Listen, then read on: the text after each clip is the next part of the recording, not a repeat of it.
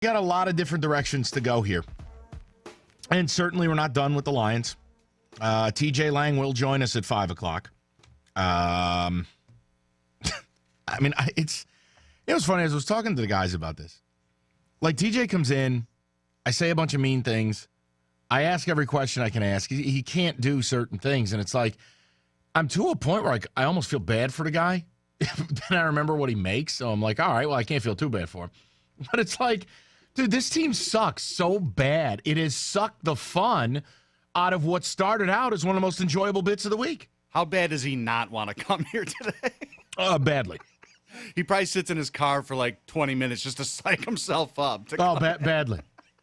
Badly. I talked to him. He texted me after the game, and he goes, all right, show's going to be exciting. I'm like, dude, this probably – honestly, it's just the first couple weeks when the team was playing some respectable football, we were able to have some fun. This team has taken all the joy out of what should be a decently fun segment. I mean, like, Mike, do you want to It's a bunch of fun. Yeah, I bet it is. Do you want to get like a top 10 list of questions listeners want right now? Yeah, I mean, it's always – I think the rapid-fire segment we do with him is the best segment. Oh, no. We'll do those separate. Yeah. But, like just to prove a point, I mean, here, give me, like, the 5 nastiest, meanest, toughest questions you want asked. Yeah, I think if we open up to the people, that'd be fine. Because, he's not going to answer. No. I mean, I would love him to come on the air and just be like, oh, Caldwell is an idiot. I agree totally. Yeah, right. It's not going to happen. But we'll try our best in the rapid fire and all that. But that's at 5 o'clock. I have some audio I want to play. Yesterday, I went in pretty hard on Caldwell, Quinn, and certainly Martha Ford. And Martha takes center stage today. I used my Giants as a parallel about how ownership stepped to the plate and not only fired the coach midseason, knowing they had some home games left, knowing fans were revolting, but also got rid of the general manager who had brought them a Super Bowl because they embarrassed the franchise. I believe Caldwell has embarrassed your franchise. Now, I mean, I've cited at least 4 examples where he can't get 11 guys on the field. Sunday, he had 9 people on the field. That's insulting. It's embarrassing. And if you had a real owner, that owner would have been on the podium yesterday. You would have fired Jim Caldwell. Now, I digress. We met in the middle, and I said, fine. You want it at the end of the year, so be it. But since you don't know what it's like to have real ownership in the NFL in Detroit, I want to play a quick piece of audio. And the audio comes from John Mara, who is the primary owner of the New York Football Giants. Because John Mara did something that I don't remember any owner in this city ever doing from a football standpoint. John Mara, not a PR guy, not the interim guy, not a VP of player personnel. John Mara went to the podium and very directly outlined the timeline of the Eli debacle, his own mistakes, and directly engaged the media and flat out answered things and took blame and identified with fans. And I think went a long way. Whether he was being sincere or being a total phony, John Mara won the day, and I think won back a lot of Giants fans. In the midst of one of their worst seasons since the late 70s, early 80s. So here's my point. I want to know how bad you need this type of audio here. How bad would you like to have Martha Ford prove once and for all she's a real owner, go to that podium, answer questions, and make a bold move, and then answer for it? Take a listen. Now, Sully, how many cuts did you pull? I have the whole thing. The main cut is 40 seconds. But Mike, I have the start of it, the end of it, whatever you want. Whatever you think is best, because I thought Mara did a hell of a nice job. And look, as a Giant fan, it mattered to me. And I immediately thought about Lion fan. And I thought about how, to me, you've never gotten this. Like, when is the last time, when was the last time Old Man Ford took to the podium? Martha's never had to do it. And it's like, Why is what I'm about to play for you so hard in this city? Take a listen. I changed my mind. We changed our minds. I mean, given that all of the events that have occurred, where we are as a franchise right now, and to be honest with you, it became more and more apparent that we were going to have to do something at the end of the season. So we talked after the game and again this morning about why prolong it any longer. Why not just get it done now? I'm very conscious of the fact that 3 of our last 4 games are at home. I was conscious of having lived through it before, of what the reaction was going to be.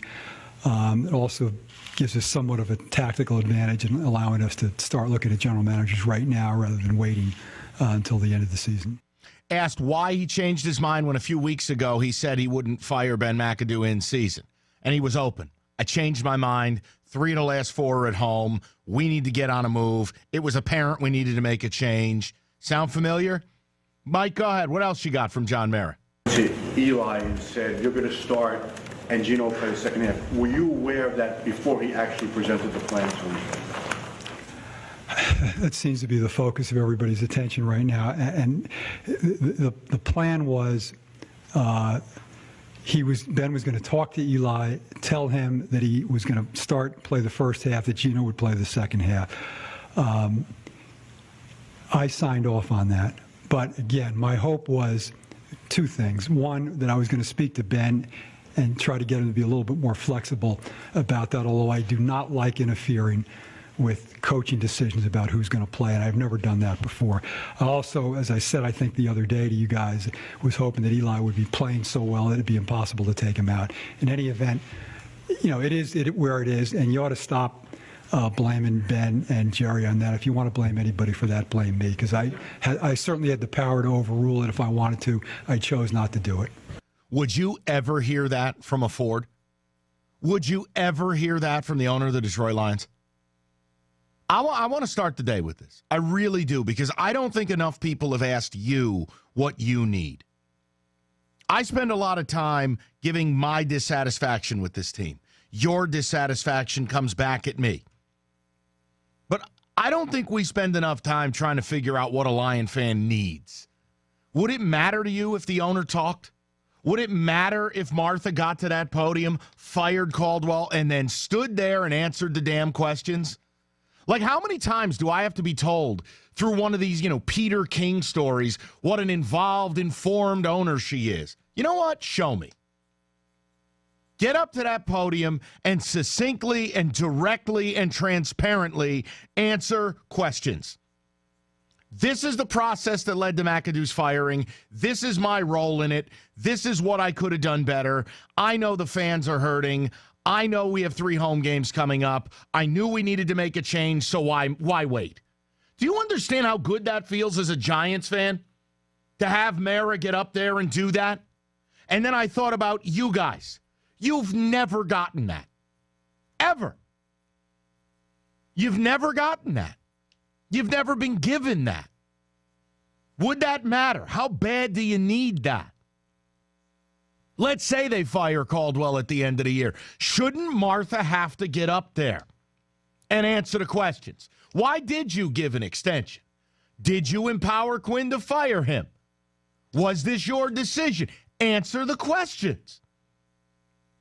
The only thing the Lions have been proficient at in their history is not answering questions. Let me throw the number out. I don't know if I've connected with listeners on this. Maybe I didn't articulate it appropriately. But to me, my fandom with my football team, I know how good I felt watching that video of Mara being totally transparent and just hammering it home, giving me belief that he's in tune. He's not detached from reality. He's not just a billionaire who has no clue. That Mara bleeds to win. That the reports of Mara's fury were real. Because he doesn't have to get up there. Could have had a lackey handle it. He blew the layup. He screwed up by authorizing McAdoo to execute his plan, and he copped to it. That's refreshing. How bad do you need Martha to do the same? To get up to that podium, not read a statement, answer questions, and again, fire Caldwell. Don't you need that? It's not even want. As a Lions fan, doesn't Martha have to bring you back? 248-539-9797. Phone lines are wide open. I want to know what you need. Because I spend a lot of time, I think I know what you want. I think I know what you need. And then I just flat selfishly say what I want. But I'm a fan of a team that's won Super Bowls. I needed that. If I were a fan of a team that had one playoff win since 57, I tell you, I would die to have that. An accountable owner answering questions with an unbelievable level of transparency, taking you behind the curtain, shouldering blame, admitting fault, and standing by a bold decision to fire a head coach and a general manager because they embarrassed his product. You didn't screw up a quarterback situation. This was worse. You put 9 men on the football field. At least 4 times I can count this season, you've had less than 11. It's substandard coaching. It's second rate. This man is not an NFL head coach. And if it mattered in this town, as I said yesterday, if you had real ownership, Caldwell would have been fired yesterday. And Terrell Austin would be your coach for the rest of the season. It would be an on-site job interview for a man who will be interviewed for jobs this offseason, has been interviewed for jobs in the past. You could wrong word. You would be able to ascertain whether he's a real candidate for this job.